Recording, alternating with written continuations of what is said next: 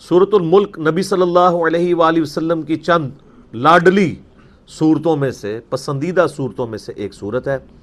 اس حوالے سے ایک بڑی زبردست حدیث ہے، صحیح سند کے ساتھ جامعہ ترمذی میں موجود ہے، سنن نبی داؤد کے اندر موجود ہے کہ اللہ کے محبوب صلی اللہ علیہ وآلہ وسلم نے فرمایا کہ قرآن حکیم میں 30 آیات پر مشتمل ایک صورت ایسی ہے جس نے اپنے پڑھنے والے کی شفاعت کی، حتیٰ کہ اسے جنت میں داخل کروا دیا، اور وہ صورت ہے تبارک الذی بیدہ الملک، یعنی یہ سورۃ الملک پارہ نمبر 29 اور سورت نمبر ہے 67۔ اسی کانٹیکسٹ میں جامعہ ترمذی میں اور روایتیں بھی موجود ہیں، لیکن وہ اتنی صحت کے درجے پہ نہیں ہیں جو مرفوع روایتیں ہیں، البتہ اس کو سپورٹیو چند یعنی موقوفاً روایتیں موجود ہیں۔ مثال کے طور پر جامعہ ترمذی میں ایک حدیث موجود ہے کہ نبی علیہ السلام نے فرمایا کہ سورۃ الملک منجیہ ہے، یہ نجات دینے والی ہے، عذاب قبر سے یہ مانع ہے۔ یہ تمام باتیں اصول محدثین پہ وہ روایت کمزور ہے، لیکن اس کو سپورٹیو ایک موقوفاً روایت المعجم الکبیر طبرانی میں موجود ہے۔ عبداللہ ابن مسعود رضی اللہ تعالیٰ عنہ کہتے ہیں، یہ بالکل صحیح سند کے ساتھ ہے، کہ جو سورۃ الملک ہے یہ نجات دینے والی ہے اللہ کے اذن سے، منجیہ ہے، یہ مانع ہے، عذاب قبر سے روکنے والی ہے۔ اس سورت کے پڑھنے والے کو جب قبر میں دفنایا جائے گا تو وہ سرہانے کی طرف سے آ کے عذاب قبر کے اگینسٹ اللہ تعالیٰ کے حضور سفارش کرے گی یہ سورت، حتیٰ کہ اسے اللہ تعالیٰ بخش دے گا۔ تو اور پھر ساتھ عبداللہ ابن مسعود نے فرمایا کہ رات کو سونے سے پہلے اس سورت کو پڑھ لیا کرو۔ ایک کمزور روایت جامعہ ترمذی میں بھی ہے کہ سیدنا یعنی نبی صلی اللہ علیہ وآلہ وسلم کے حوالے سے ہی بیان کیا گیا کہ آپ علیہ السلام بھی رات کو سونے سے پہلے یہ سورت پڑھتے تھے، تو اس کو سپورٹیو یہ روایت بھی ہو جاتی ہے۔ اس طرح ایک اور ہے سیدنا خالد بن معدان کے بارے میں سنن طبرانی کے اندر، ایک تابعی ہیں، 103 ہجری میں فوت ہوئے، ان کے بارے میں آتا ہے کہ وہ اس وقت تک نہیں سوتے تھے جب تک کہ سورہ السجدہ اور سورہ ملک کی تلاوت کر نہ لیں رات کو، اور وہ کہتے تھے کہ یہ دو صورتیں اللہ کے عذاب سے نجات دینے والی صورتیں ہیں، حتیٰ کہ یہ اللہ تعالیٰ کے ساتھ جھگڑا کریں گی اس کی شان کے لائق، جس طرح ہے کہ یا اللہ یہ بندہ ہمیں پڑھا کرتا تھا، یا تو اس شخص کو چھوڑ دے یا ہمیں اپنی کتاب سے نکال دے، تو اللہ تعالیٰ ان کی شفاعت قبول فرما لے گا۔ یہ تو یعنی مطلقاً بھی روایتیں موجود ہیں۔ مسند احمد میں حدیث موجود ہے کہ نبی علیہ السلام نے فرمایا کہ روزہ اور قرآن قیامت والے دن شفاعت کریں گے، اور جس کے حق میں شفاعت کریں گے اللہ تعالیٰ شفاعت قبول فرما لے گا۔ تو یہ صورت یعنی کوشش کیا کریں کہ رات کو سونے سے پہلے پڑھ لیں، سنت ہے، یعنی تابعین سے صحابہ سے ثابت ہے، اور رات کی ڈیفینیشن اسلام کے اندر ہے غروب آفتاب کے بعد رات شروع ہو جاتی ہے، اور فجر کا وقت داخل ہونے سے پہلے یہ پوری کی پوری رات ہے، آپ کسی بھی وقت میں سے پڑھ سکتے ہیں، مغرب کے بعد بھی پڑھ سکتے ہیں، عشاء کے بعد بھی پڑھ سکتے ہیں۔ اور اگر کوئی رات کو پڑھنا بھول جائے تو صحیح مسلم میں ایک حدیث ہے کہ نبی صلی اللہ علیہ وآلہ وسلم نے فرمایا جو شخص رات کے وظائف بھول جائے یا کسی وجہ سے وہ سو جائے تو اگلے دن کی ظہر سے پہلے اگر ان کو پڑھ لے تو اللہ تعالیٰ اس کو وہی فضیلت عطا فرما دے گا۔ یعنی کتنا بڑا مارجن ہے۔ اسی کے تحت ایک دفعہ وہ شاہ احمد نورانی صاحب نے ٹی وی میں کہیں کہہ دیا کہ جس کی تراویح کی نماز رہ جائے نا تو وہ صبح اشراق کے وقت میں بے شک پڑھ لے، تو لوگوں نے کہا لو جی انہوں نے کیا بات کر دی، تو ان کی بات بالکل ٹھیک تھی کہ اگر کوئی رات کو سویا رہ گیا تو نفلی عبادت ہے، تو اشراق کے وقت میں بھی ایون نبی علیہ السلام کبھی بعض کا تہجد کی نماز رہ جاتی تھی تو بخاری مسلم میں آتا ہے کہ آپ علیہ السلام پھر اشراق کے وقت میں اتنے نوافل اور پڑھ لیا کرتے تھے۔ تو یہ ٹالرنس اللہ تعالیٰ نے رکھی ہوئی ہے، لیکن یہ ساری یعنی نفلی عبادات ہیں، یعنی یہ اوبلیگیٹری نہیں ہے بلکہ سنت ہے، اور نوافل کے طور پہ آتی ہیں نہ کہ فرائض کے طور پہ۔ اللہ کی یاد، لا الہ الا انت سبحانک انی کنت من الظالمین، سورۃ الانبیاء میں آیا، اور اللہ تعالیٰ نے فرمایا سورہ الصفات میں کہ اگر یونس اس دعا کے ساتھ ہمیں یاد نہ کرتا ہائے ہائے تو پھر اسی دن مچھلی کے پیٹ سے نکالا جاتا جس دن کے مردے نکالے جائیں گے، یعنی قیامت تک، یعنی وہ مچھلی یونس کی قبر بن جاتی اگر وہ یہ دعا نہ کرتا۔ اس سے کئی رزلٹ نکلے۔ ایک تو رزلٹ یہ نکلا کہ یہ دعا اللہ کو اتنی محبوب ہے کہ وہ اللہ جس کا جلال اتنا ہے کہ وہ اپنے پیغمبر کو بھی کہہ رہا ہے کہ تو نے قیامت والے دن ہی نکلنا تھا، کہ مجھے اتنا غصہ ہے تیرے اوپر، گناہ کے اوپر نہیں، لغزش کے اوپر، وہ غصہ بھی ٹھنڈا ہوگا۔ اس لیے میں کہتا ہوں سب سے بیسٹ استغفار جو آئے ہیں ان میں سے ایک لا الہ الا انت سبحانک انی کنت من الظالمین ہے، اور جامعہ ترمذی میں حدیث ہے جو شخص بھی یونس کی دعا کے ساتھ اللہ کی طرف متوجہ ہوا اللہ اسے محروم نہیں لوٹائے گا۔ یہ اسماء اعظم میں سے ہے، اور قرآن میں بھی ہے کذالک ننجی المؤمنین، مومنین کو بھی ہم نجات دیں گے جو یہ یونس کی طرح دعا مانگے گا۔ یہ تو قرآن میں بھی ذکر ہے۔ لا اچھا اس کے دیکھیں ترجمہ کتنا پیارا ہے، لا الہ الا انت، کوئی معبود نہیں سوائے تیرے، سبحانک اللہ تو تو غلطیوں سے پاک ہے، انی کنت من الظالمین میں تو انسان ہوں، غلطیاں کروں گا۔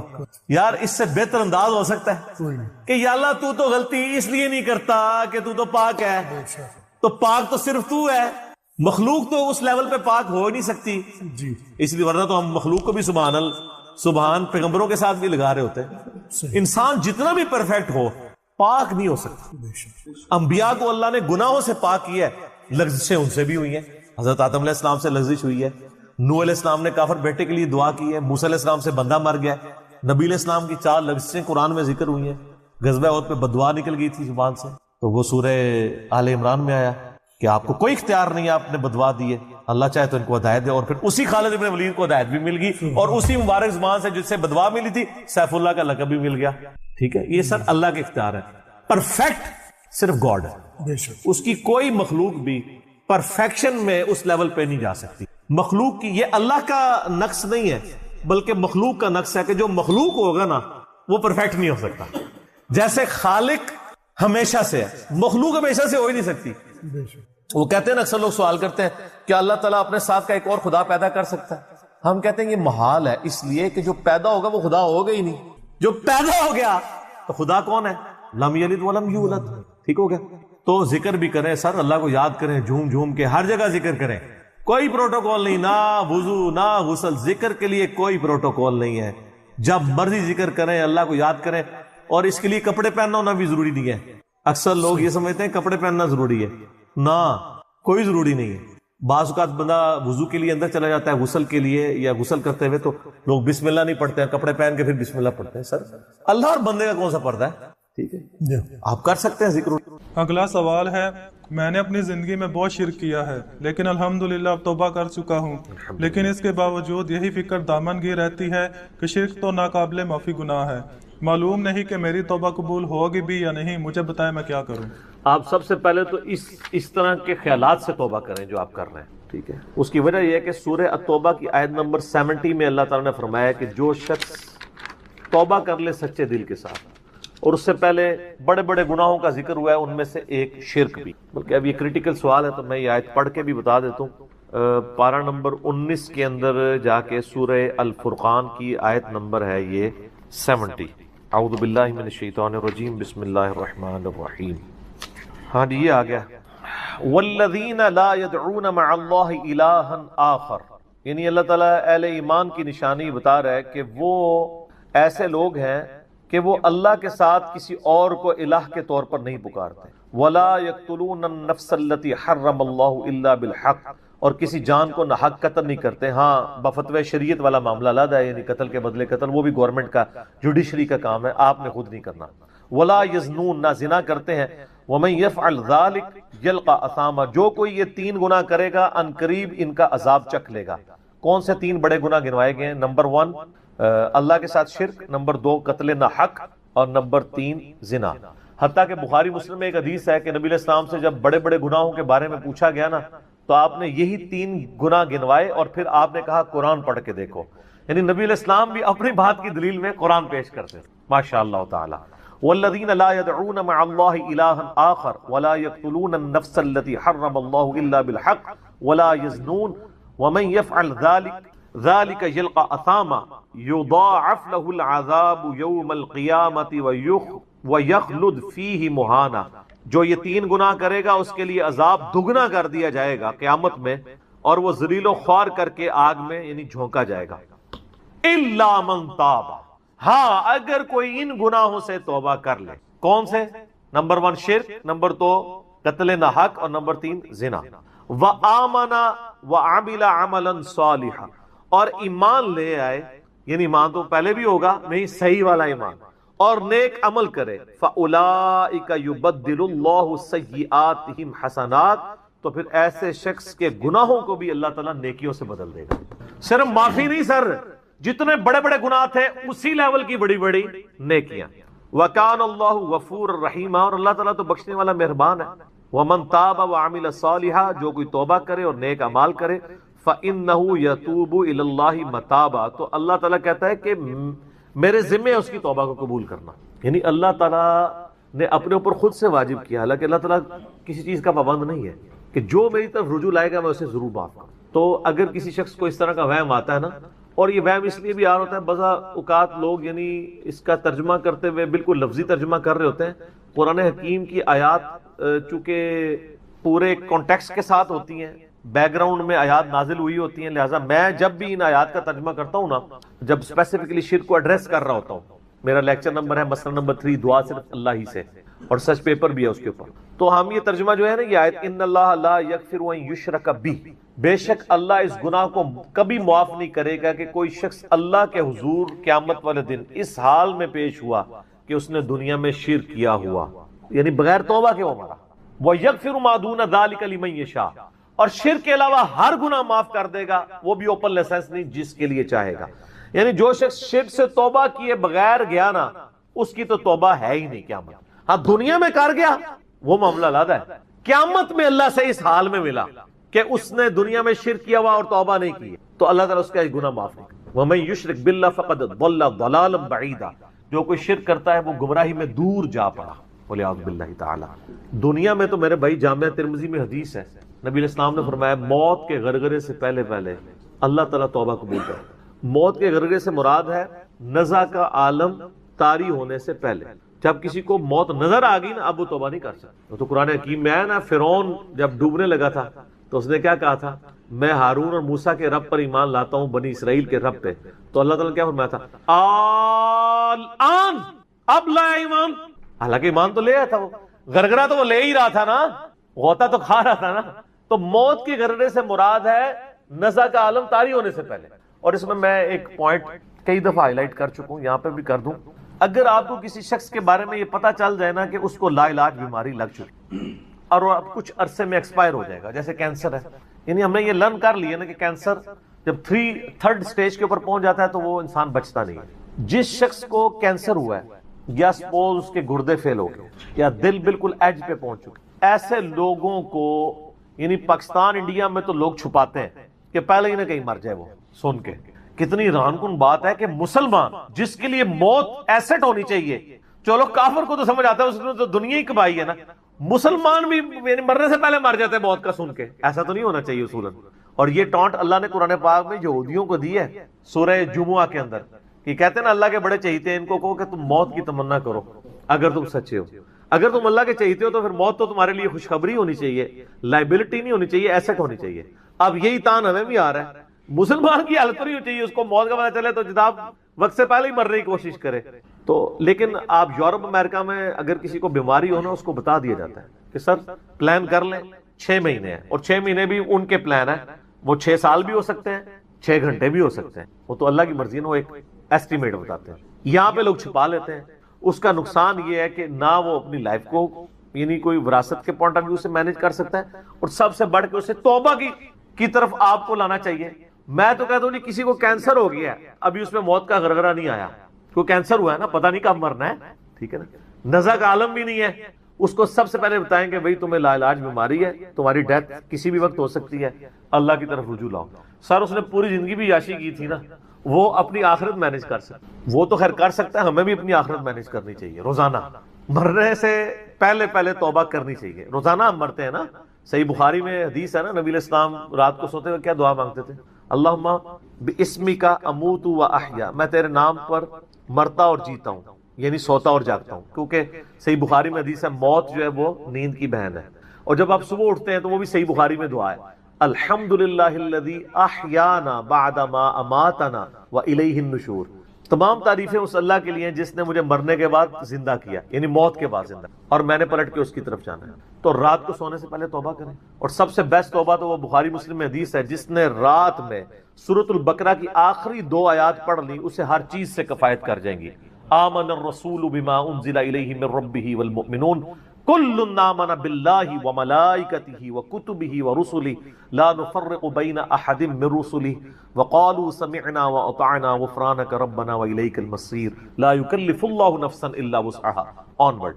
اس میں تجدید ایمان بھی ہے، اللہ پر ایمان، کتابوں پر، فرشتوں پر، اس کے بعد دعائیں ہیں، ربنا لا تؤاخذنا ان نسینا واخطانا، اس کے اندر توبہ شامل ہے۔ سب سے بیسٹ تجدید ایمان جو ہے سورہ بقرہ کی آخری 2 آیات ہیں، اور یہ ہمارے وظیفے میں ہم نے بلو کارڈ کے اوپر بھی لکھا ہے کہ نبی علیہ السلام نے فرمایا، اور یہ حدیث بخاری مسلم دونوں میں، جو شخص رات کو سونے سے پہلے سورۃ البقرہ کی آخری 2 آیات پڑھ لے، اس میں جو کچھ اللہ سے مانگا ہے وہ اس کو دے دیا جائے گا، یہ بھی الفاظ ہے۔ تو اس میں کیا کچھ مانگا ہوا ہے؟ تو تجدید ایمان۔ پھر صحیح بخاری میں حدیث ہے کہ نبی علیہ السلام فرمایا جو صبح یقین کے ساتھ 1 دفعہ پڑھ لے سید الاستغفار، اور شام سے پہلے اگر مر گیا سیدھا جنت میں جائے گا، اور اگر شام کو پڑھ لیا پورے یقین کے ساتھ، یقین سے مراد ہے کہ باقی توبہ کا اس کا ارادہ ہوا، صبح سے پہلے مر گیا سیدھا جنت۔ اللہم انت ربی لا الہ الا انت خلقتنی وانا عبدک وانا علی عہدک ووعدک ما استطعت اعوذ بک من شر ما صنعت ابوء لک بنعمتک علی وابوء بذنبی فاغفر لی فانہ لا یغفر الذنوب الا انت۔ یہ سید الاستغفار ہے۔ تو یہ وہ ہے توبہ جو روزانہ کرنی چاہیے، نزا سے پہلے پہلے، یعنی صبح پہ پڑھے شام کو پڑھے۔ بلکہ مسند البزار میں صحیح سند کے ساتھ ہے کہ نبی صلی اللہ علیہ وآلہ وسلم ہر فرض نماز کے بعد بھی سید الاستغفار پڑھتے ہیں، ہر فرض نماز کے بعد۔ ایک تو ہم پڑھتے ہیں نا اللہ اکبر استغفر اللہ استغفر اللہ استغفر اللہ اللہم انت السلام منک السلام تبارک یا ذا الجلال والاکرام، اس کے بعد آپ سید الاستغفار آیت الکرسی بھی پڑھیں، آیت الکرسی کے بارے میں بھی آیا ہے سنن نسائی الکبریٰ کے اندر صحیح سند کے ساتھ، ہم نے گرین کارڈ میں ڈالا ہے کہ جو شخص آیت الکرسی فرض نماز کے فوراً بعد پڑھے گا مرتے ہی جنت میں جائے گا، لیکن نماز پڑھے گا، خالی آیت الکرسی نہیں، نماز کے فوراً بعد، تو نماز بھی اس کو پڑھنی چاہیے۔ تو اس طرح یعنی تجدید ایمان والا یہ معاملہ بھی کرنا چاہیے، اور یہ وہم ہی نہیں بننا چاہیے کہ اللہ تعالیٰ معاف نہیں کرے گا۔ صحیح بخاری اور مسلم دونوں میں حدیث ہے کہ میں اپنے بندے کے گمان کے قریب ہوں، جو بندہ میرے لیے گمان کرتا ہے میں ویسا ہوں اس کے۔ جو شخص یہ کہتا ہے اللہ مجھے معاف نہیں کرے گا تو اس کو واقعی اللہ معاف نہیں، اور جو کہے گا کہ اللہ تعالیٰ مجھے معاف کر دے گا اسے اللہ معاف کر۔ تو انشاءاللہ تعالیٰ یہ کبھی ایسا نہیں کرنا چاہیے اللہ تعالیٰ سے نا امیدی والا معاملہ۔ آپ اپنے رب کے وعدوں پر، نبی صلی اللہ علیہ وسلم کے وعدوں پر یقین رکھیں کہ جس شخص نے سچے دل سے توبہ کی ہے اس کی نہ صرف توبہ قبول ہوگی سورۃ الفرقان آیت نمبر 70 کے تحت، بلکہ اس کے گناہوں کو بھی نیکیوں سے بدل دیا جائے گا۔ تو اللہ تعالیٰ رجوع لانے والوں کو پسند فرماتا ہے، بار بار رجوع لاتے رہنا چاہیے، اللہ تعالیٰ سے اپنے آپ کو آزاد نہیں کرنا چاہیے، نیکی کی ہو یا نہ کی ہو، گناہ کیا ہو یا نہیں کیا، یہ علیحدہ سے بات ہے۔ نبی علیہ السلام سے بڑھ کر کون نیک ہو سکتا ہے؟ صحیح بخاری میں حدیث ہے کہ میں بھی روزانہ 70 سے زیادہ دفعہ اپنے رب کی طرف استغفار لے کے آتا ہوں، استغفر اللہ و اتوب الیہ، نبی علیہ السلام۔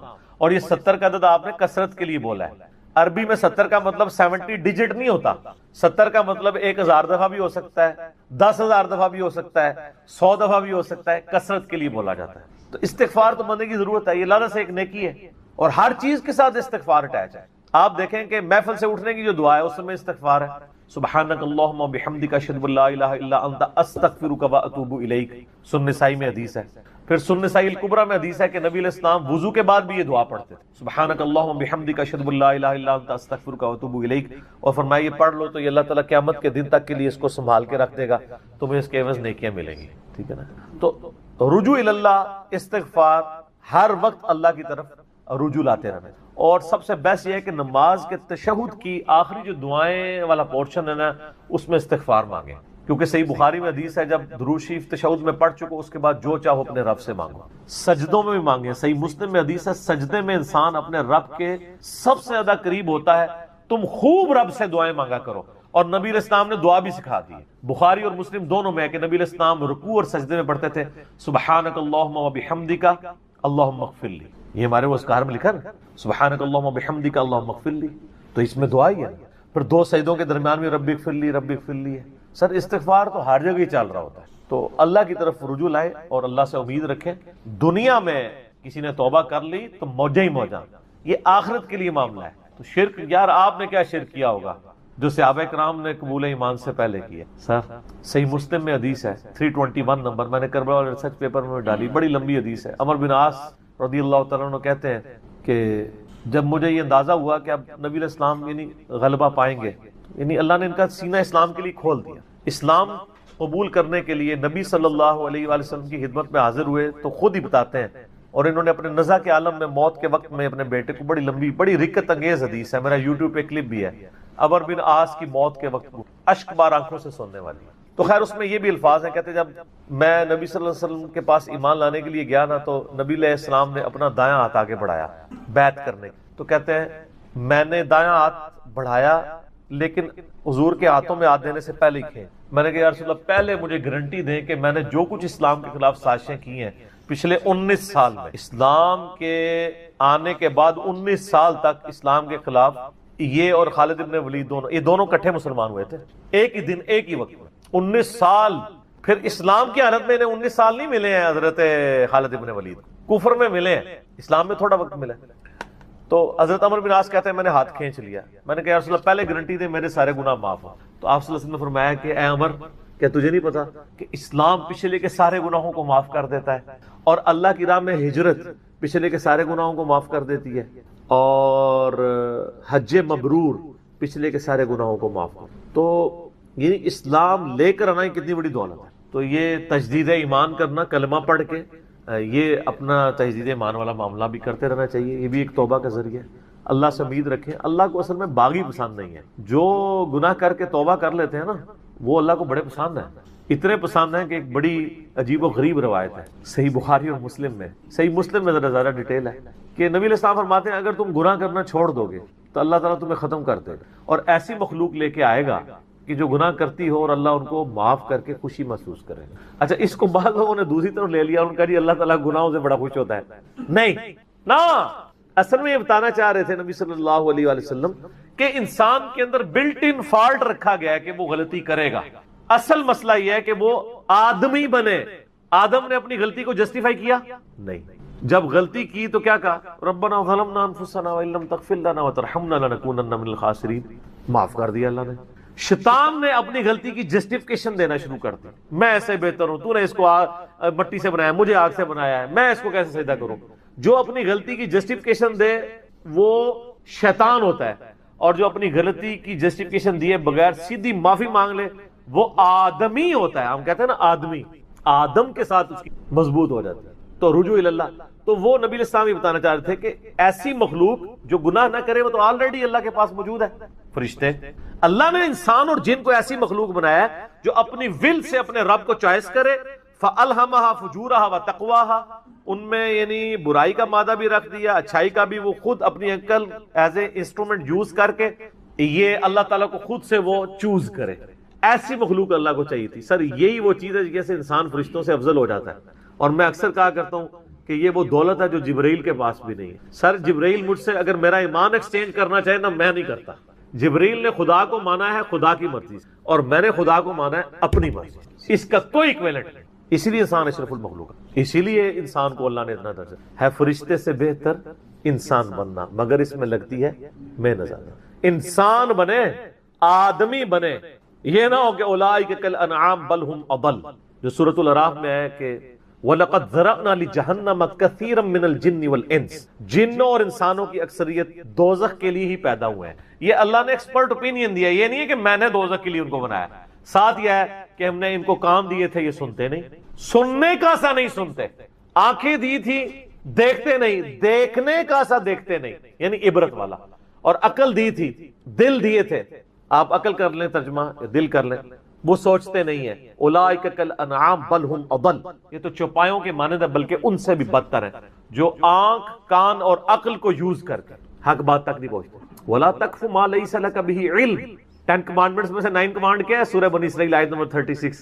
انسان کسی چیز کی پیروی اس وقت تک مت کرنا جب تک تجھے اس کے بارے میں ڈیفینیٹ علم حاصل نہ ہو جائے. ان السمع والبصر والفؤاد كل اولئک كان عنه مسؤولا، بے شک کان، آنکھیں اور عقل ان کے بارے میں پوچھا جائے گا. تم نے ان کو یوز کر کے حق بات تک پہنچنے کی کوشش کیوں نہیں کی ہے؟ اچھا ہم کوشش ماشاءاللہ کر رہے ہیں لیکن دنیا میں حق بات تک پہنچنے کی. میں آپ سے ایک چھوٹا سا سوال کرتا ہوں. آپ موٹر بائک پہ جا رہے ہو، دن کے وقت آپ نے ہیڈ لائٹ کھولی ہوئی ہو، سامنے سے آپ کو کوئی یوں اشارہ کرے تو آپ اسے گالی سمجھیں گے، فوراً ہیڈ لائٹ آف کریں گے. لیکن معذرت کے ساتھ آپ کوئی دینی غلطی کر رہے ہوں اور آپ کو کوئی ہائی لائٹ کرے تو آپ اس دینی غلطی کے ہائی لائٹ ہونے کو اسی اشاری کی طرح سمجھیں گے یا آگے سے اس کو پڑھ دیں گے؟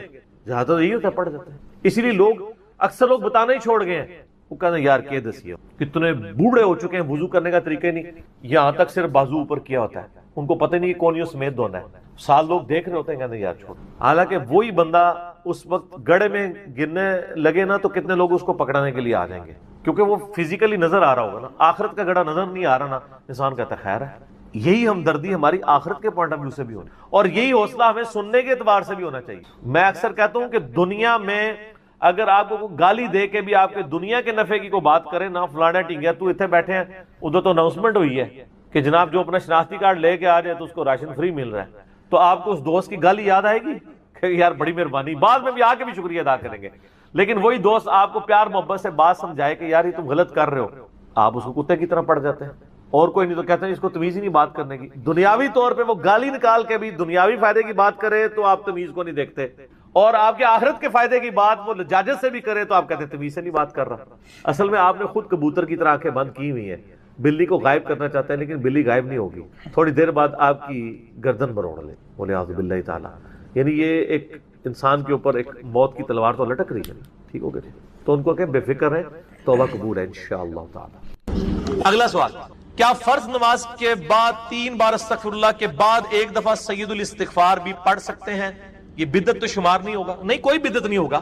صحیح مسلم میں حدیث ہے کہ نبی علیہ السلام فرض نماز کے بعد 3 دفعہ استغفر اللہ پڑھتے تھے اور پھر ایک دفعہ پڑھتے تھے اللہم انت السلام و منک السلام تبارکت یا ذا الجلال والاکرام. اور بخاری اور مسلم دونوں میں ہے کہ فرض نماز کا مکمل ہونا نبی علیہ السلام کی ہم تکبیر کی آواز سے پہچانتے تھے، یعنی بلند آواز سے آپ اللہ اکبر کہتے تھے. پہلے ایک دفعہ اللہ اکبر بلند آواز سے کہنا ہے، پھر 3 دفعہ آہستہ آواز میں استغفر اللہ. یہ ہمارے اہل حدیث بھائی جو ہیں اس سنت پہ عمل کر رہے ہیں، لیکن وہ استغفر اللہ بھی اونچا بولتے ہیں. استغفر اللہ اونچا بولنا خلاف سنت ہے، صرف اللہ اکبر بلند آواز. اور دوسری طرف علماء عرب ہیں، انہوں نے اپنے اذکار کارڈ میں سے اللہ اکبر نکال ہی دیا ہوا ہے، وہ صرف استغفر اللہ پڑھتے ہیں. اور جب ان سے پوچھیں کہ یار اللہ اکبر نہیں پڑھتے، وہ کہتے ہیں نہیں، یہ جو بخاری مسلم میں ہے نا کہ نبی علیہ السلام بلند آواز سے تکبیر پڑھتے تھے، تو تکبیر سے مراد استغفر اللہ ہے. دیکھیں آپ بندہ کو ضد میں، استغفر اللہ کس عربی ڈکشنری میں تکبیر ہے؟ اگر آپ نہیں مانتے تو ہم آپ کو علم الکلام اور فقہ والا جواب دیتے ہیں. بخاری مسلم میں حدیث ہے، حضرت ابو ہریرہ کہتے ہیں کہ نبی علیہ السلام جب نماز شروع کرتے تو تکبیر کہتے، جب رکوع میں جاتے تو تکبیر کہتے، جب رکوع سے سر اٹھاتے تو سمیع اللہ لمن حمیدہ ربنا ولک الحمد کہتے، جب سجدے میں جاتے تو تکبیر کہتے، جب سجدے سے سر اٹھاتے تو تکبیر کہتے. تو کیا وہ استغفر اللہ کہتے تھے؟ کہتے نہیں، وہ اللہ اکبر ہی ہوتا تھا. تو بخاری مسلم میں جو ہے کہ نماز کا ختم ہونا میں تکبیر کی آواز سے پہچانتا تھا، تو وہ بھی پھر استغفر اللہ نہیں، تکبیر ہی ہے. یہ میں نے فقی علماء عرب کو بھی دی تھی، اور وہ بڑے ضد میں ہیں. وہ کسی کارڈ کے اوپر ان سے جو عربی کارڈ بھی چھپ کے آتے ہیں نا، آپ لوگ دیکھیں نا، وہ اللہ اکبر نہیں لکھا ہوتا. یہ تو شکر ہے دارالاسلام والوں نے، چونکہ انٹرنیشنلی سب سے بڑا ادارہ ہے اہل حدیث کا، انہوں نے جو اذکار والے چھاپے اس میں اللہ اکبر چھاپا ہے، تو یہ عام ہوا ہے. ورنہ پاکستان کے اہل حدیث بھی اس کے اندر مبتلا ہو گئے تھے. اب ایون یہاں جو عرب ملکوں سے اہل حدیث آتے ہیں نا، وہ اللہ اکبر نہیں اونچا کہتے ہیں، وہاں پہ ٹرینڈ نہیں ہے، وہ سنت ہی کھا گئے ہوئے. دیکھو ایک سوال میں کتنے جواب دیتے ہیں. تو استغفر اللہ کے بعد آپ سید الاستغفار پڑھ سکتے ہیں. بخاری میں حدیث ہے، جو بندہ سید الاستغفار صبح کے وقت ایک دفعہ پڑھ لے پورے یقین کے ساتھ، یہ انٹرنیشنل نمبر کے مطابق ہے 6306. ٹھیک ہے جی، ابھی تو میں جوان ہوں. اللہم انت ربی لا الہ الا انت خلقتنی وانا عبدک وانا علی عہدک ووعدک ما استطعت اعوذ بک من شر ما صنعت ابوء لک بنعمتک علی وابوء بذنبی فاغفر لی فانہ لا یغفر الذنوب الا انت. جو صبح کے وقت پورے یقین سے پڑھ لے، شام سے پہلے مر گیا تو جنتی، اور جو شام کو پڑھ لے صبح سے پہلے پڑھ گیا تو جنتی. یہ صبح شام کے اذکار بلو کارڈ میں ہمارا یہ ذکر موجود ہے. آپ یہ سید الاستغفار فرض نماز کے بعد پڑھ سکتے ہیں، بلکہ سنت بھی ہے. گرین کارڈ میں ہم نے نہیں ڈالا، وہاں جگہ نہیں تھی. مسند البزار میں صحیح سند کے ساتھ یہ حدیث موجود ہے کہ نبی علیہ السلام فرض نماز کے بعد بھی ایک دفعہ سید الاستغفار پڑھتے تھے. تو نہ صرف یہ جائز ہے بلکہ سنت ہے. اور میں الحمدللہ فرض نماز کے بعد جو آیت الکرسی کا وظیفہ ہے، باقی اذکار ہیں، تو میں سید الاستغفار ہر فرض نماز کے بعد پڑھتا ہوں، کیونکہ نبی علیہ السلام کی سنت تھی سید الاستغفار بھی، اور 3 دفعہ استغفر اللہ لادا سے، اور اللہم انت السلام منک السلام، اور باقی اذکار تسبیحات فاطمہ الگ سے۔ میں صرف سمجھانے کے لیے کہہ رہا ہوں، یہ تو آپ گن بھی نہیں سکتے۔ قرآن پاک میں اللہ تعالیٰ نے فرمایا نا کہ اللہ کی نعمتیں اتنی زیادہ ہیں کہ تم انہیں شمار کرنا چاہو تو شمار بھی نہیں کر سکتے۔ تو وہاں سے اللہ تمہیں رزق دے گا، تمہیں گمان بھی نہیں ہوگا۔ اب رزق کے لیے ضروری نہیں ہے کہ آپ کے پاس مال و دولت اور آپ کے ایسٹس بڑھ جائیں، یہ بھی اللہ تعالیٰ کا بہت بڑا رزق ہے کہ آپ کے پاس جو تھوڑے بہت ایسٹس ہیں وہ سلامت ہیں۔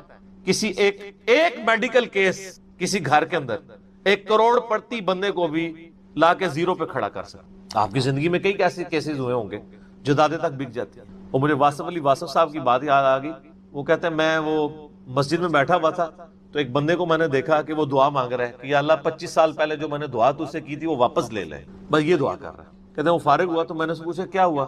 اس نے کہا جی 25 سال پہلے میں نے اللہ سے رو رو کے ایک بیٹا مانگا تھا، میری بیٹی ہی تھی صرف، اور وہ بیٹا میرے گاٹے فٹ ہو گیا، یعنی وہ نشے میں مبتلا ہو گیا، سارا گھر کا مال اس نے بیچ دیا، مجھے کنگال کر دیا، تو میں اللہ سے کہہ رہا ہوں یا اللہ یہ اولاد واپس ہی لے لے۔ تو یہ بھی تو ہو سکتا ہے۔ سورہ توبہ میں آتا ہے، اللہ تعالیٰ فرماتا ہے اپنے جو فاسق و فاجر لوگوں کے بارے میں کہ اللہ تعالیٰ چاہتا ہے کہ ان کی اولاد کو ہی ان کے لیے عذاب بنا، اولاد بھی عذاب بن سکتی۔ اسی لیے میں دعا کیا سکھائی گئی ہے، ربنا حب لنا من ازواجنا وذریاتنا قرۃ اعین واجعلنا للمتقین اماما۔ اے اللہ ہماری بیویوں اور ہماری اولاد میں آنکھوں کی ٹھنڈک بنا اور ہمیں پرہیزگاروں کا امام بنا، ہماری آنے والی نسلیں پرہیزگار ہوں، ورنہ یہ تو مصیبت بھی گلے پڑ سکتی۔ تو ایک میڈیکل کیس آپ کو کہاں سے کہاں لے کے جا سکتا، ایک بچے کا نافرمان ہونا آپ کو کہاں سے کہاں لے کے جا سکتا، اور اس سے بڑی ناکامی تو آخرت کی ناکامی ہے۔ ایسا بچہ بھی ہو سکتا ہے کہ جو آپ کی دنیا تو برباد نہ کرے لیکن آخرت برباد کر دے، اس کی وجہ سے آپ گناہوں میں مبتلا ہو جائے۔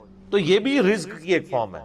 رزق صرف یہ نہیں ہے کہ آپ کے لیے مال پانی کھل جائے، بلکہ مال سبسسٹنس لیول پہ بھی موجود ہے، لیکن آپ کو کوئی ایسی تکلیف نہیں آ رہی کہ جس کی وجہ سے آپ کا مال نہیں نکل رہا۔ ورنہ ایک بندہ 10 لاکھ روپے مہینے کا کماتا ہے اور 9 لاکھ روپے اس کا نکل جاتا ہے، کیا فرق پڑا اس کو؟ اس نے کون سا ایسٹ بنا لیا، اور جو اذیت گزار رہا ہے وہ اولاد اس کو تو کوئی سوچ بھی نہیں سکتا، ذہنی ٹینشن ہے۔ صحیح بخاری مسلم میں حدیث ہے، نبی علیہ السلام فرمایا ہمیشہ اپنے سے نچلے لوگوں کو دیکھو تو تمہیں یوں اللہ تعالیٰ کی نعمتوں پر صبر نصیب ہوگا اور قناعت نصیب ہوگا، اوپر نہ دیکھو۔ اور پھر بخاری مسلم میں یہ حدیث ہے کہ ابن آدم کے پاس اگر سونے کی 2 وادیاں ہوں تو وہ خواہش کرے گا تیسری وادی بھی مجھے مل جائے، اس کا پیٹ صرف قبر کی مٹی بھری۔ والعیاذ باللہ تعالی۔ بخاری مسلم دونوں میں حدیث ہے کہ انسان کہتا ہے میرا مال میرا مال میرا مال۔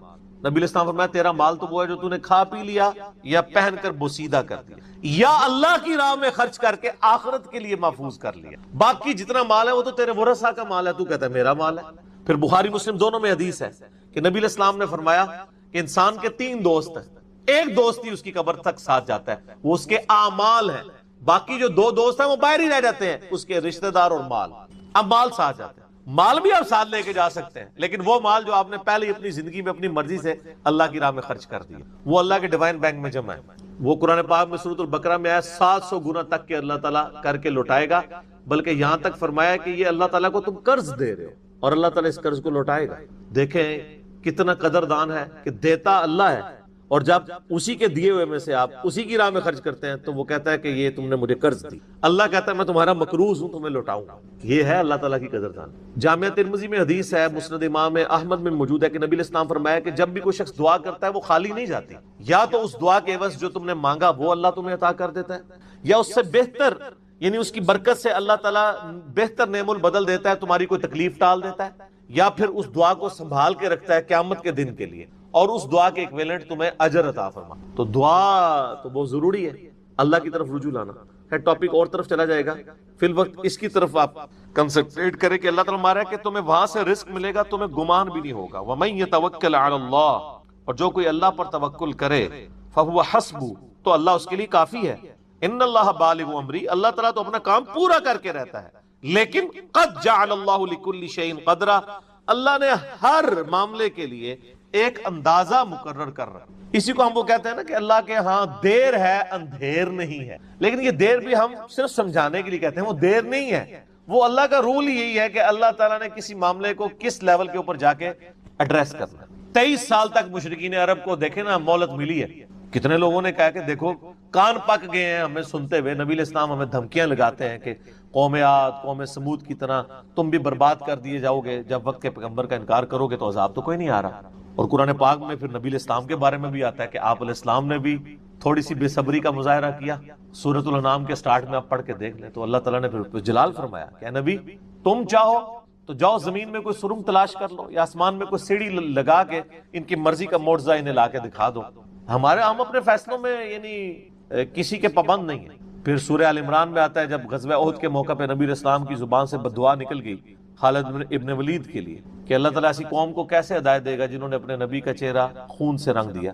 یہ صحیح مسلم میں الفاظ ہیں, قرآن پاک میں اشارتاً اس کا ذکر ہے سورہ آل عمران میں.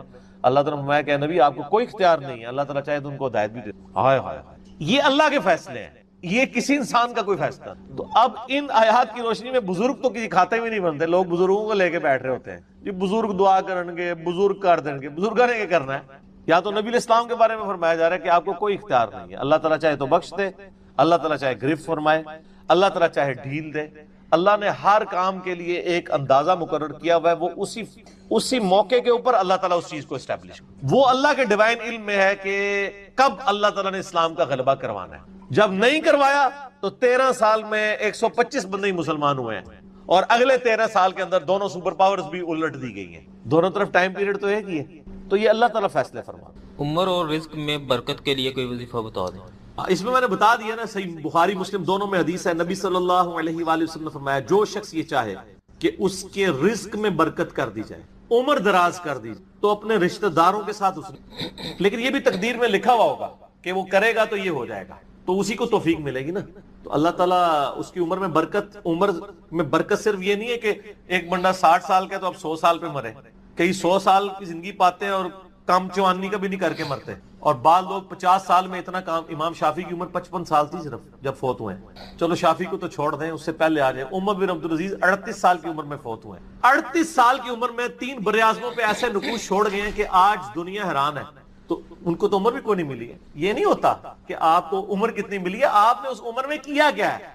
آپ اللہ تعالیٰ آپ کو اسی ٹائم میں اتنی برکت. میں اپنے لیے آپ کو بات کرتا ہوں, میں کسی کیا بات کروں, میری زندگی خود اس چیز کا نمونہ ہے. آج جب لوگ یہ نہیں کہتے ہیں یار اس نے اتنے ویڈیوز چڑھا دی ہیں, کتنے بیٹھ کے ریکارڈ کرانا رہنا, حالانکہ ہفتے میں ایک ریکارڈ ہوتی ہے, روزانہ ہوتی بھی نہیں ہے. لیکن کنسسٹینسی کے ساتھ, اللہ کی مدد کے ساتھ آپ اگر یہ کام لے کے چلتے رہیں تو slow and steady wins the race. تو آج چیزیں آپ دیکھ لیں ہزاروں کی تعداد میں آپ کے سامنے, اور یہ حالات اللہ تعالیٰ فیوریبل کرتا ہے. میں یقین کریں, میں اپنے بھائیوں کو کہتا ہوں, میں جب بھی درس, ابھی آج کا درس میں نے کرنا تھا نا, وہ ہندو کا جواب دینا تھا, تو میں نے پورے ہفتے سے دعائیں شروع کی ہوئی تھی, اللہ زندگی دے دیں, حالات فیوریبل ہو جائیں, ٹرانسفارمر بھی نہ اڑے ہمارا, جنریٹر بھی چلتا رہے, سارے معاملات چلتے رہے, اور فرحان بھائی بھی ٹائم پہ آ جائیں, ٹھیک ہو گیا جی, کالر مائک بھی چل جائے, کیمرے کی بھی بیٹری چارج ہو, ساری چیزیں. یہ میں جو چیزیں میرے اختیاروں میں کر کے, یا اللہ تو نے کروانی ریکارڈنگ, میں تو کچھ بھی نہیں. اپنے پورے ریسورسز مینج کر کے بھی اللہ پہ نظر ہوتی ہے. حالانکہ میرے دوستوں کو پتا ہے میں کتنا وہمی ہوں. میرے آفس میں بھی نا, جب سب سے مشکل کوئی ٹاسک میرے والے کیا جاتا ہے اور وہ ہمارے باس کہتے ہیں یار اس کو دے کے تم بھول جاؤ, پھر وہ کام کر کے آپ کو بتائے گا. تو کیوں میں وہمی, جس کام میں ہاتھ ڈالتا ہوں نا, میں دنیاوی اعتبار سے ہر چیز اس کے حوالے سے مینج کرتا ہوں, لیکن ساتھ مسبب الاسباب پہ نظر ہوتی ہے کہ یا اللہ یہ جو کچھ میں کر رہا ہوں نا, یہ تو میں اسباب کر رہا ہوں نا, میرے ساتھ کوئی بھی پرابلم ہو سکتی, کسی کے ساتھ کوئی این ٹائم, یعنی اس کے اوپر فیملی کے اوپر کوئی ایسا ایشو آ سکتا ہے کہ درس کینسل کرنا پڑ جائے, ہو سکتا ہے نا. جس طرح ایک بار یعنی اچانک جو ہے وہ یعنی ہمارا درس کینسل ہو گیا تھا, عثمان بھائی کی والدہ فوت ہو گئی تھی, ہمیں اپنا درس کینسل کرنا پڑا, ایگزیکٹ اسی دن ہی ہو گیا اس طرح. تو وہ حالانکہ ہمارا درس پورا تیار, مسئلہ 41 اس دن ریکارڈ ہونا تھا, کئی سال پہلے کی بات. کس سال کی بات ہے یہ؟ 5 سال پہلے کی بات ہے. تو اپنا ہر چیز مینج کی تھی, لیکن اینڈ ٹائم پہ کوئی مسئلہ کھڑا ہو گیا. میرے اپنے بھی کئی کلوز ریلیٹیو فوت ہوئے ہیں, لیکن اللہ کا شکر ہے اتوار مطلب وہ درس سے 1-2 دن آگے پیچھے ہی ہوئے ہیں. تو اللہ تعالیٰ نے یعنی معاملات کو سیٹل کر دیا. یہ ساری چیزیں سر فیوریبل ہونا. پھر تو یہ وہ سوال کی طرف ہوں کہ رشتہ داروں سے اس نے سلوک کریں, اللہ تعالیٰ رزق میں اضافہ کرے گا, عمر میں اضافہ کر دے گا, یعنی برکت ڈال دے گا, تھوڑی چیز بھی کفایت کر دے گی. ابو داؤد میں ایک حدیث ہے, ایک صحابی کہتے ہیں میری ماں فوت ہوگی, فرمایا اپنی خالہ کے ساتھ اس نے, ٹھیک ہو گیا. تو یہ رزق کے بڑھنے کا ذریعہ. باقی دعا تو ایک ہی ہے, اللہم ربنا آتینا فی الدنیا حسنہ وفی الآخرۃ حسنۃ وقنا عذاب النار. یہ دنیا کے ہر کام کے لیے دعا ہے, رزق کی برکت کے لیے, اولاد کے لیے, اولاد کے اچھے مستقبل کے لیے, لڑائی جھگڑا ختم کرنے, دنیا کی ہر چیز اس میں داخل ہے. کیوں؟ ربنا آتینا فی الدنیا حسنہ, دنیا میں ہر چیز حسنہ عطا کر دے, بہتر, اور آخرت کی ہر چیز داخل ہے. وفی الآخرۃ حسنہ, آخرت میں قبر بھی شامل ہے, میدان حشر بھی, میزان عدل بھی. یہ واقعنا عذاب القبری, واقعنا عذاب الحشر یہ کہنے کی ضرورت نہیں ہے. بخاری مسلم میں حدیث ہے جو مر گیا اس کی قیامت قائم ہوگی، وہ آخرت میں داخل ہوگا. اس میں سب کچھ ہے. اس میں ایک صحیح مسلم کی حدیث میں بتا دیتا ہوں. ایک صحابی تھے، بیماری کی وجہ سے اتنے کمزور ہو گئے کہ چڑیا کی طرح ان کا جسم ہو گیا. یہ آپ کو دعا والے چیپٹر میں مشکات میں دوسری جلد میں بھی یہ حدیث صحیح مسلم کی. نبی صلی اللہ علیہ وآلہ وسلم عیادت کے لیے آئے. آپ نے حالت دیکھی، آپ نے فرمایا وہ تو اللہ سے کیا مانگتا ہے؟ آپ کو پتہ چل گیا کہ مسئلہ کوئی گمبھیر ہے. کیا یا رسول اللہ، میں اللہ سے ایک ہی دعا کرتا ہوں کہ یا اللہ جو تو نے مجھے آخرت میں عذاب دینا ہے نا وہ دنیا میں دے. نعوذ باللہ من ذالک، اللہم اجرنا من النار. نبی صلی اللہ علیہ وسلم نے فرمایا او سبحان اللہ، اللہ پاک ہے غلطیوں سے. اس کا مطلب یہ ہوتا ہے یہ انسان ہی غلطیاں کرتا ہے. او تو اللہ سے یہ چیز مانگ رہا ہے، اور تیرے اندر ہمت ہے کہ تو آخرت کیا دنیا کا بھی اللہ کا عذاب برداشت کر سکے؟ اور تجھے تو چاہیے تھا تو دعا کرتا اللہم ربنا آتینا فی الدنیا حسنہ وفی الآخرۃ حسنۃ وقنا عذاب النار. وہ دنیا اور آخرت میں. یہ فنیٹک وہ صوفیہ والا کنسیپٹ نہیں. ٹھیک ہے، دنیا میں گگڑے بن کے رہو اور اس پیچھے سے جوئیں بھی ڈلی رہے اور کپڑے بھی اتارے رکھو اور پہنچے ہوئے بزرگ، یہ پتہ لگا کتنے پہنچے نا. ٹھیک ہے، تو وہ صحابہ کہتے ہیں جب انہوں نے یہ دعا کی نا تو چند ہی دنوں میں وہ اس طرح صحیح ہو گئے جیسے مردہ زندہ ہو جاتا ہے اس دعا کرنے کی. دنیا کی ہر بھلائی، کیوں بندہ نے پیپروں میں پاس ہونا یہ دعا کرے، لیکن صرف دعا میں کوشش بھی کرے گا، کوشش کے بعد دعا کرے. دونوں چیزیں پہلے ہیں. کوئی شخص اپنے اوپر خود تقدیر غالب کروا دے نا پھر دعا کچھ نہیں کرتی ہے. یعنی ایک بندہ کہے کہ میں بسم اللہ پڑھ کے ساکٹ میں 2 انگلیاں ڈال دوں، وہ آپ نے اپنے اوپر تقدیر خود غالب کرا لی ہے. آپ کہ نہیں میں بسم اللہ الذی لا یضر دعا پڑھ لوں اور جا کے میں جناب کوبرا سانپ کے آگے ہاتھ ایسے کر دوں تو سر وڑ لے گا تو ہم چھڑے گا نہیں، کیونکہ آپ نے خود اپنے اوپر تقدیر غالب کروائی نا. جب آپ اپنے اوپر خود تقدیر غالب کرواتے ہیں، آپ بسم اللہ الذی لا یضر پڑھ کے یہ تو نہیں کہ اسٹیئرنگ سے ہاتھ اٹھا لیں اور آنکھیں بند کر لیں تو جا کے ٹھوکیں گے سیدھے. جب کوئی شخص خود تقدیر غالب کرواتا ہے پھر دعا کچھ نہیں کرتی. اس کی دعا ہے تدبیر کے ساتھ، کیونکہ اس طرح دنیا کا نظام نہیں چل سکتا تھا نا. تو یہ ان دعاؤں کا یہ ہوگا کہ جو ناگہان، اسی لیے آپ دیکھیں حدیث کے الفاظ کیا ہیں کہ ناگہانی آفت، خود لائی ہوئی آفت نہیں، ناگہانی آفت. آپ جا کے سانپ کے بل میں جا کے ہاتھ کو سیڑ دیں اور آپ کے میں نے پڑھا اعوذ بکلمات اللہ التامات من شر ما خلق، کچھ بھی نہیں ہونا، کیونکہ آپ نے اس دعا کی خود وائلیشن کر دی. ناگہانی آفت ٹلے گی. ٹھیک ہو گیا. اور جو آپ اپنے اوپر خود طاری کریں گے وہ نہیں ٹلنے، وہ اس طریقے سے نہیں ٹل. اس لیے یعنی یہ دعائیں وغیرہ پڑھیں اس کے بعد تدبیر بھی کیا کریں. ویسے ہم باقی معاملات میں کرتے ہیں. کسی شخص نے صرف دعا پڑھ کے اپنا پیٹ نہیں بھرا، نہ پیاس بجھائی ہے، ہمیشہ کھانا بھی کھاتے ہیں پانی بھی پیتے، اور ان کو کہتے ہیں اسباب بھی ساتھ رکھیں. ٹھیک ہو گیا. وما من دابۃ فی الارض، اور زمین پہ چلنے پھرنے والی کوئی بھی مخلوق ایسی نہیں ہے، الا علی اللہ رزقها، مگر یہ کہ اس کا رزق اللہ کے ذمہ کرم کے اوپر ہے. ہمیں تو چند ایک مخلوقات نظر آ رہی ہیں نا جن کا رزق آپ دیکھ رہے ہیں. ابھی اگر آپ کو ویل مچھلی کا رزق بتایا جائے جو پیسیفک میں اور اٹلانٹک میں آج بھی ہزاروں کی تعداد کے اندر ہے، ایک چھوٹی ویل مچھلی بھی ایک وقت کا 500 کلو گوشت کھا جاتی ہے، 500 کلو. اور جو بڑی ویل مچھلی ہیں وہ تو آپ چھوڑ دیں، 30 ہاتھیوں کے برابر بھی ویل مچھلی ہے. اتنی بڑی بڑی ویل مچھلی ہیں، 30 ہاتھی، 30 ان کے برابر ایک ویل مچھلی. اس کا رزق بھی اللہ تعالیٰ پورا کر رہا ہے. آپ کو تو بس چڑیاں نظر آ جاتی ہیں زیادہ زیادہ، تو کسی کے دماغ میں آ سکتا ہے کہ یار چڑیوں کا رزق اللہ پورا کر رہا ہے، تو زیادہ زیادہ اتنا ہی دماغ میں رزق آتا ہے. آپ ذرا ان جانوروں کے بارے میں سوچیں، اتنے بڑے بڑے جانور سمندر کے اندر، خشکی میں تو اتنے بڑے جانور ہی نہیں ہیں جتنے پانیوں کے اندر موجود ہیں، اور ان تمام کے رزق کی ذمہ داری اللہ تعالیٰ نے لی ہوئی ہے. لیکن یہ رزق کی ذمہ داری ہے کوشش کے ساتھ جڑی ہوئی ہے. یہ نہ سمجھیں کہ ویل مچھلی کے منہ میں آگے اللہ تعالیٰ کوئی چیز ڈال دیتا ہے، نہیں، کوشش کرنی پڑتی ہے. انسان کو بھی کوشش کرنی پڑتی ہے. اللہ نے دنیا کو اسباب کے ساتھ جوڑا ہوا ہے. ہاں، کوشش کرو گے رزق ملے گا.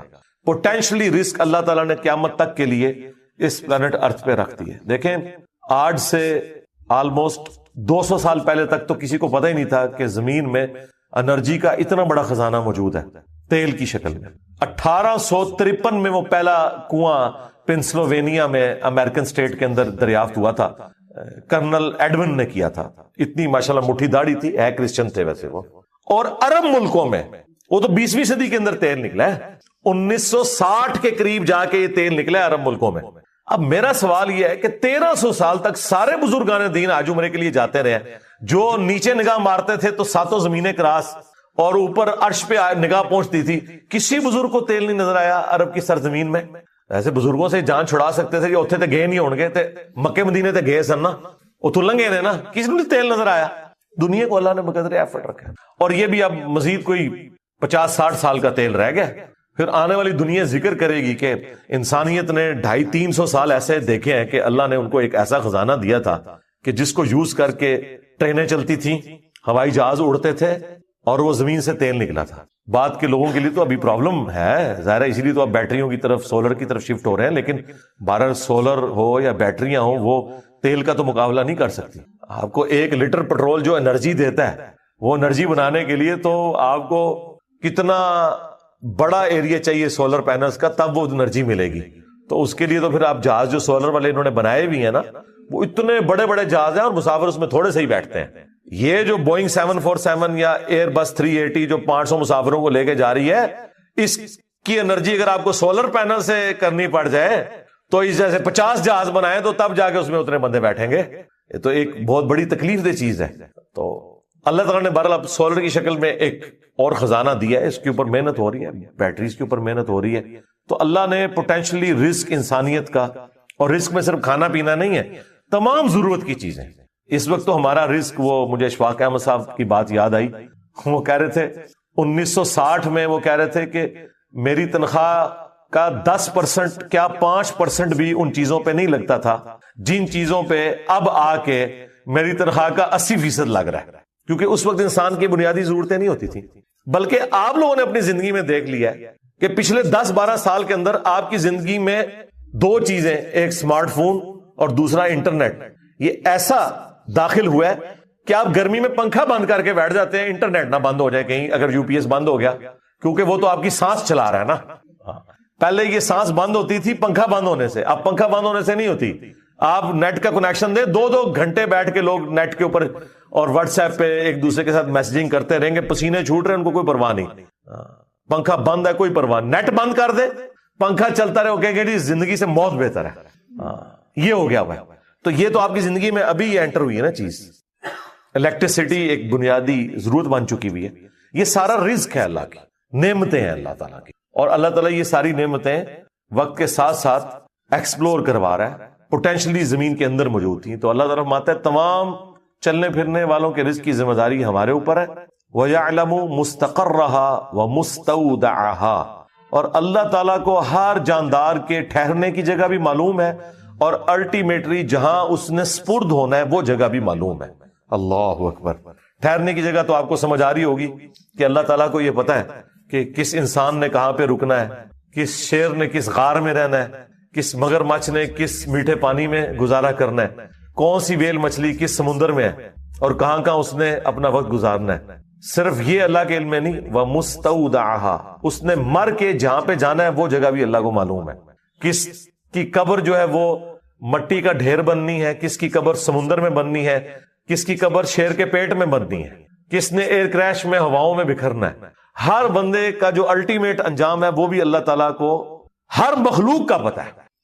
سورۃ النام میں تو آیا ہے کہ کوئی پتا نہیں گرتا نہ خشکیوں میں نہ سمندروں کے اندر، اور نہ کوئی دانا پھوٹتا ہے کسی زمین کی گہرائی میں مگر وہ اللہ کے علم سے. اور اللہ نے پہلے ہی لوح محفوظ میں لکھ لیا ہوا ہے کہ یہ ایسے ہوگا.